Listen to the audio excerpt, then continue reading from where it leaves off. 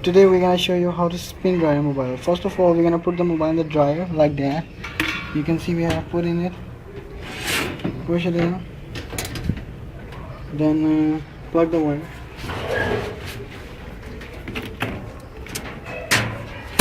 Plug in the wire. And now we have closed the shutter. No, set it.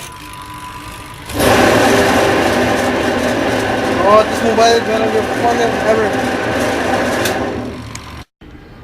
Now, as you can see, we have dried the mobile, and the mobile is really stuck.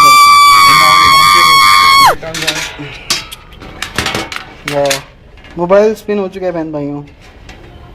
अब देखना है कि चलता है कि नहीं. मेरी नहीं उम्मीद कि चलेगा. ये क्यू मोबाइल कौन सा है? Q mobile 5 megapixel. ये देखें क्रैक आ मुबारक हो, मोबाइल ऑन हो चुका है. Yes, the mobile is working, and it's confirmed that you can use Qmobile in Pakistan. Thank you for watching.